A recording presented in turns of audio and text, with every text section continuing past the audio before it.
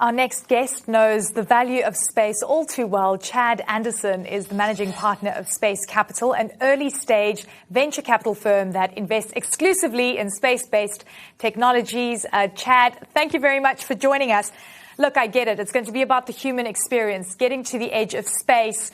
But it's actually more than that. It's about the infrastructure. It's about the data collection. Branson was the first to get there, but who's going to have the long-term impact, would you say, or the biggest long-term impact?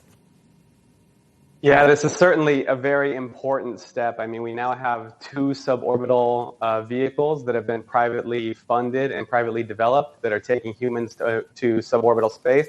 And they're joining SpaceX, which is taking, has taken NASA to orbit twice now and is launching fully commercial missions, multiple fully commercial missions later this year. So there has been a lot of comparison between Blue Origin and Virgin Galactic, given that they're both launching within 9 days of each other. But I think, Blue Origin's ambitions are much more aligned with SpaceX, although Progress is a bit of a different story. Blue Origin this is one step for them, but they're also looking into developing larger rockets, orbital habitats.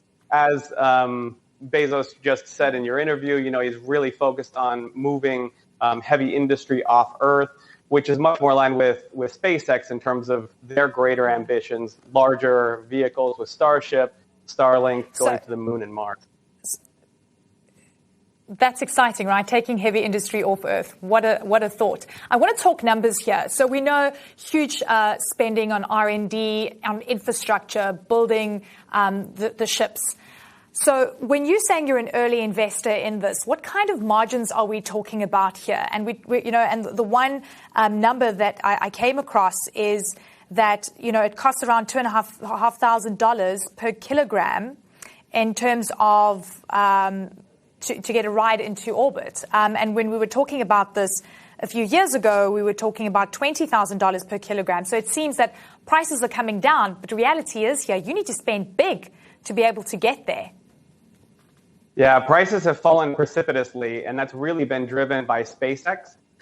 They lowered the cost to get to orbit, but they also brought transparency to the market through basically just publishing their pricing, which was unheard of before. So most of the activity, I mean, we've been operating in space for decades, but really it's a new category for investors that's really emerged over the last 10 years based on this increased accessibility. And so the rockets and the satellite hardware, all of this is very important infrastructure, but the real opportunity for investors is in the data that's coming from those satellites. And so that, as early stage investors, that's really what we're focused on. Starlink, OneWeb, Amazon's Project Kuiper, these low Earth orbit satellites that are connecting the planet, the people who don't have access to broadband internet.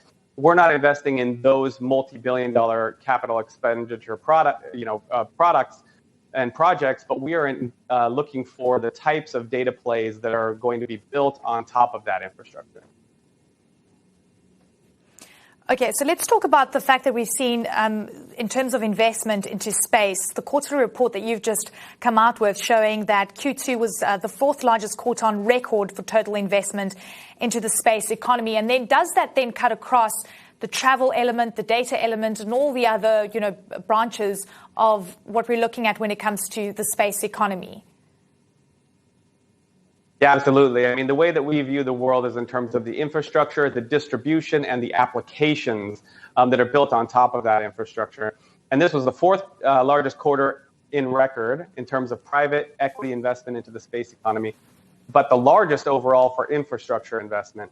And so we're really monitoring closely to see the types of applications that are going to be built on top of this unprecedented new infrastructure. And that includes the human spaceflight element, which is really important in terms of helping the public to understand the progress that's being made here and the level of progress. But we're really interested in Earth observation, for example, the data that is being collected by satellites, developing an unprecedented amount of data about our planet that is allowing us to do business over the horizon and is the invisible backbone of our global economy. All right. Chad, thank you very much. We will catch up very soon. Thank you for your insights.